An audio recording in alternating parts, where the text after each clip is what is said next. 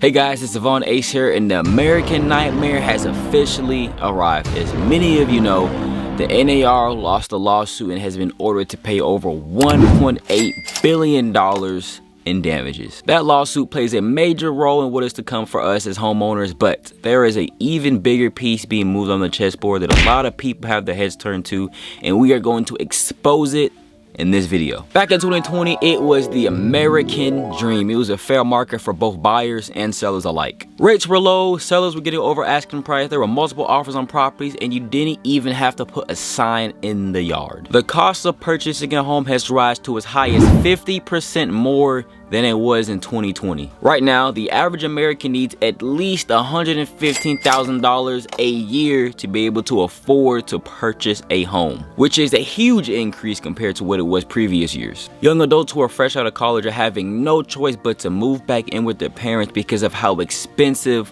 home ownership is becoming. Now parents, there is a way you can help your kids buy their first home, and I'm not talking about co-signing or loaning them the money either. If you want to know how to do it, please subscribe to the channel because I'm going to be revealing how to do that in an upcoming video. Now, how do we get here? What does the future hold for homeowners and home buyers alike? Everything leads back to a phrase said by Klaus Schwab of the Economic Forum back in 2016, and I quote, "You will own nothing and be happy." The mission to take away American property rights has been a long time coming, but with the outcome of the NAR's verdict, there's no telling how many suits are on the way, and there's no telling how this can negatively impact the process of home buying as we know it. The real question here is, why would you or any of us be happy with owning nothing?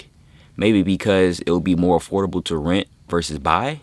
Or maybe that's what they want you to believe. They want to present this idea of affordable housing, which entails of all these real estate companies and all the Wall Street bankers buying up all of the single family homes in the subdivision and then renting all of them out. And there are very few, if any, regulations in place to stop this from happening and give Americans a chance to own a home. At the rate this is going, home buyer representation is going to change forever and for the worse. Buyers are already having to pay for a down payment, closing costs, inspections, appraisals, insurance, taxes, and now you're telling me they might have to pay for their own realtor in the near future? That would make buying a home unreasonably unaffordable. So if you aren't making plans to buy a home now, chances are you will never be able to buy a home. And to those of you who are thinking about selling their home, this might be one of the only chances you have remaining to sell your home before it's too late. Either you're going to wait and try to sell your home and nobody's going to be able to afford it, or you're going to sell your home and afterwards you won't even have enough money to afford buying another home. So, as the clock is ticking, it is very crucial that you do your research like you are by watching this video and partner with a real estate professional like me who can help you navigate this market and help you to prepare for what is to come. Now, how can you combat this, you may be asking? There's only one thing you can do, and that is to have patience. There's a multitude of different ways this could go, so don't start acting decisively just because of what you hear and see on the news. Because despite what's going on, people are still buying and selling as we speak. Besides, the news' best interest is to make a story. And how have they always done that? By fear-mongering. If they were talking about how great the rates are and how the market is prevailing, that wouldn't get nearly as much attention as it does with negative things. So you can relax and take a sigh of relief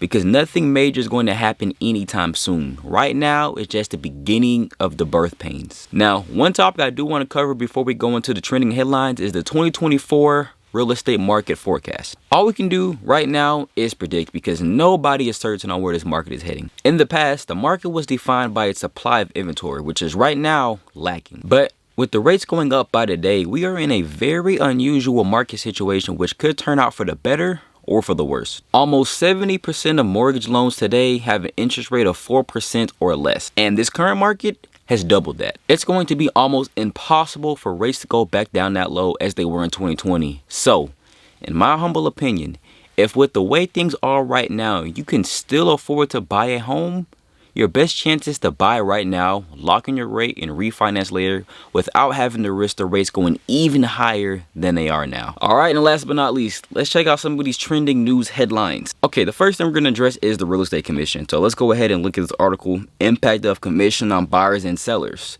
Not much is expected to change in the near term with regard to how commissions are set, agents say. The longer impact of the verdict may be that pairing of buyer agent commissions and seller agent commissions will eventually be separated. In simpler terms, pretty much what I already covered in the video, buyers will pay for their buyer's agent, sellers will pay for their listing agent. Now, like I already told you in the video, it is already expensive to buy a home and sell a home. It goes both ways. But for buyers, not only are they having to get down payments, not only are they having to pay for appraisals and inspections, and depending on how many homes they're going under contract with and how many homes they're looking at, we're talking about multiple different appraisals, multiple different inspections. On top of that, closing costs. The way the market is set up to be fair. Having to put all that on a buyer, it would be almost impossible for the average American to even be able to afford to buy a home.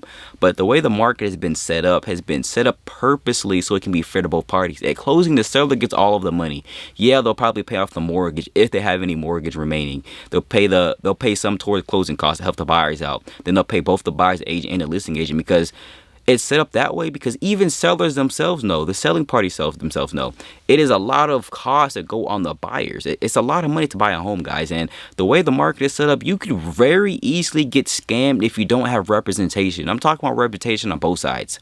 On average, if a seller tries to sell their home by themselves for a sell by owner, they're at least going to lose up to 20% of what they could have gotten had they had somebody professional like me helping them market the property. And on the buyer's end, they can risk overpaying for a property. They can miss some steps. They can miss buying a home that has some type of encumbrance, some type of lien on it. They wouldn't even know it.